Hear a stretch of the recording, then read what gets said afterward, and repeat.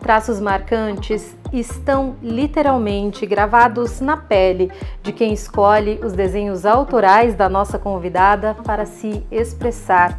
Temos o prazer de receber no programa Talentos Regionais, Gabriela Antoniassi Miura, a Bi Miura.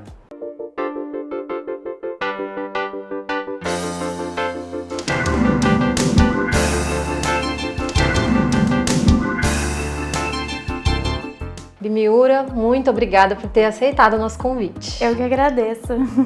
Bi, a primeira coisa que a gente quer saber é o seguinte: hoje, olhando para os seus trabalhos, às vezes não precisa ser um grande entendedor de arte para ver a personalidade, as características dos seus desenhos autorais.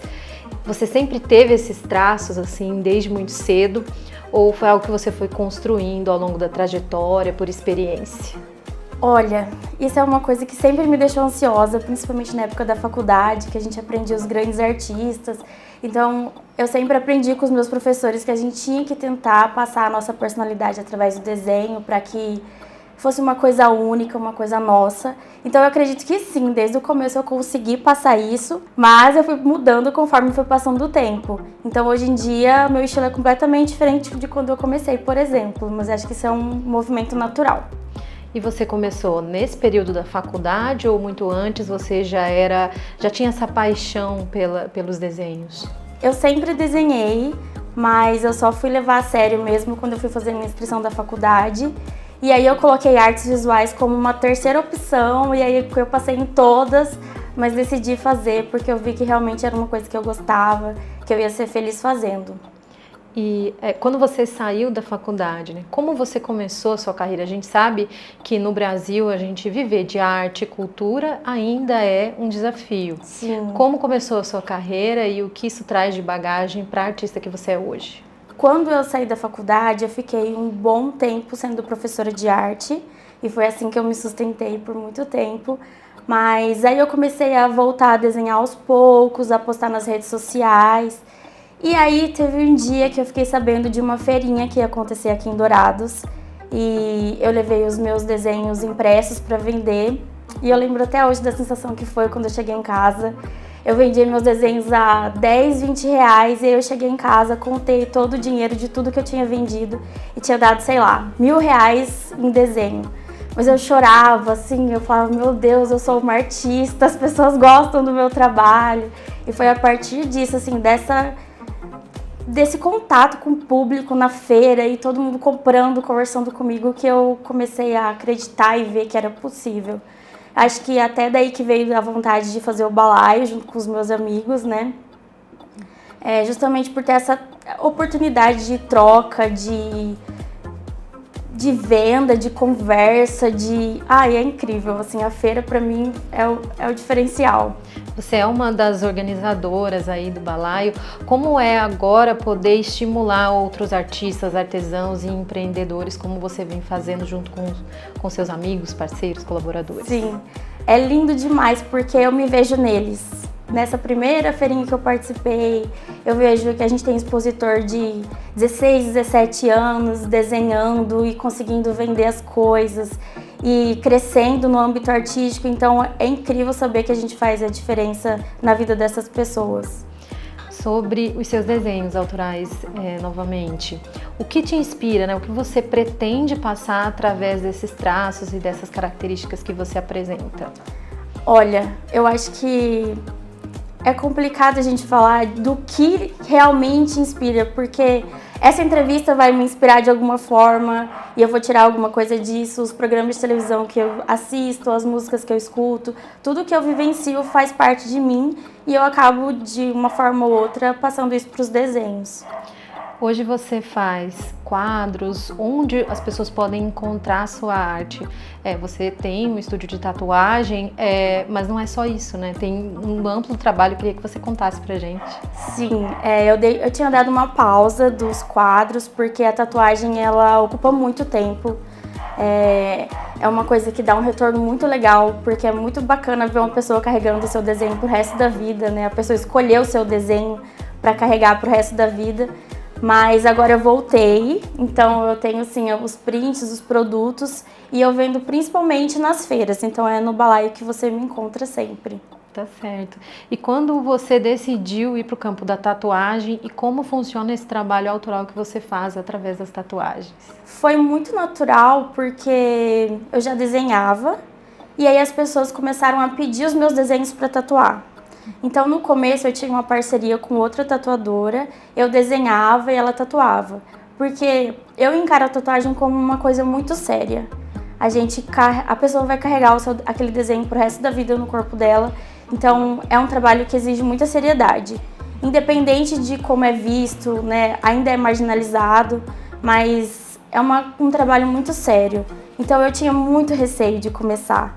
Foram coisas assim de anos eu criar coragem para começar a aprender a tatuar e a lidar com o erro, né? Porque ninguém começa sabendo fazer tudo logo de cara. E na tatuagem, se você errar, você está errando no corpo de uma pessoa. Então, eu acho que no começo foi bem difícil, mas eu fui crescendo junto com a tatuagem e fui vendo que eu não sou uma impressora, meu cliente não é um papel, então a tatuagem é uma coisa viva, é uma arte viva. E como é para você ver, como você disse, uma pessoa carregando na pele, literalmente, aquele desenho que você fez? Lembrando lá dessa Bi que sonhava em viver desse trabalho. É incrível. Tem muita gente que fala assim, eu vi uma tatuagem sua no mercado. Ou então, tipo, eu tô aqui em São Paulo e tem uma menina que olhou e falou, esse desenho é da Bi Miura? Então, é assim, uma realização profissional mesmo. Tem gente que tem tanto desenho meu no corpo, é incrível, assim, eu não tenho outra palavra para descrever. A gente que olha de fora, a gente sempre pensa que as pessoas que não investem no próprio talento, especialmente artístico, acabam privando a gente também, né, desse talento, que fica escondido. Sim. Então você é um exemplo de que a gente pode colocar para fora e viver isso. Como é para você estar nesse lado, que é o que a gente precisa para estimular mais artistas a viverem disso e a mostrarem seu próprio talento?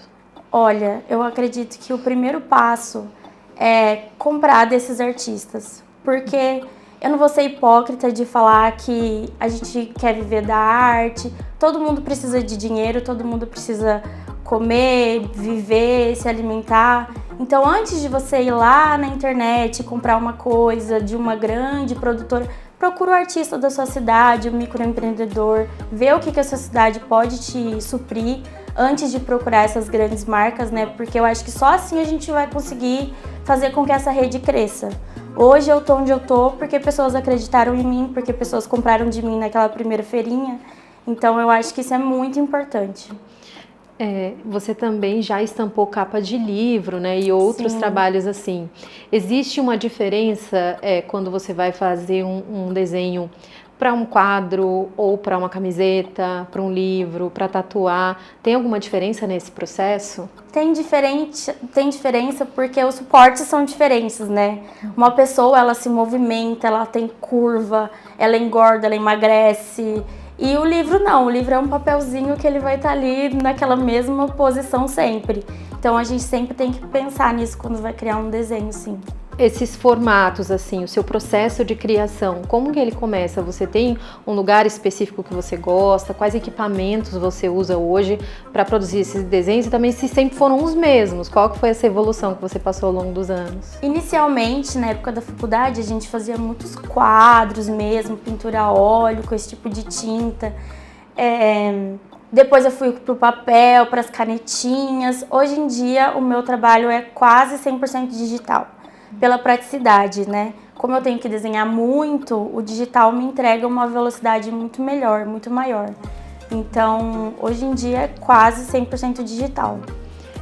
E precisa ter um aconchego, precisa ter silêncio. Como é esse processo de criação? É em casa? Você prefere um ambiente mais corporativo? Porque assim, a gente sempre tem aquela imagem, né, do artista, seja de qual campo for, que ele precisa ter uma condição ali que é quase que perfeita para ele. Isso ainda existe, livre, né, com a borboletinha voando. Exatamente, é isso que a gente imagina, quem é leigo. E é assim hoje em dia ou não? Não, pra mim o que funciona é o caos. Eu sempre desenho assistindo um filme, assistindo uma série, escutando um podcast, ouvindo uma música. Então eu tenho que sempre estar com a minha cabeça ali 100% ocupada para eu conseguir trabalhar melhor.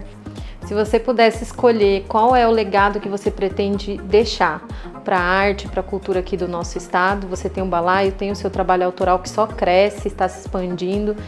Se você pudesse deixar uma mensagem, um recado, um legado, qual seria?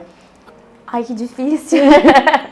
Mas eu acho que é basicamente para as pessoas acreditarem, né, que independente de onde quer que você esteja, e eu não quero vir com um papo meritocrático, né, de que só depende da pessoa. Claro que tudo ao nosso redor contribui. Eu tive muito apoio dos meus pais desde o começo e isso fez 100% de diferença. Mas eu acredito que acredita. Vai, tenta um pouquinho, nem que seja levar duas coisas ao mesmo tempo. Eu fui professora por 10 anos, agora que eu consegui viver só disso mesmo. Então, assim, respira e acredita que dá certo. Quais são os seus próximos projetos da Bi e também do Balaio? O meu projeto de Bi é viajar tatuando. Eu tenho muita vontade de aproveitar que o meu trabalho não depende de um local físico, né? Colocar tudo dentro do carro e ir desbravando o Brasil aí, tatuando todo mundo. E pro Balaio é crescer cada vez mais, né? Conseguir abraçar cada vez mais os expositores. Tem tanta gente que começou a produzir por causa do Balaio. Então é isso, é tentar fomentar a cultura do estado e mostrar que no Sul Mato Grosso do Sul também tem cultura.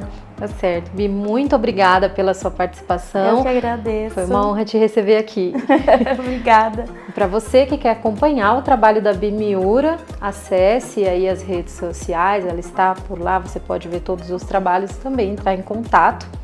A gente aqui da TV Câmara agradece todos que nos assistiram, também acompanhem o trabalho aí dos parlamentares pelo site, pelo canal aqui da TV Câmara no YouTube e pelas redes sociais.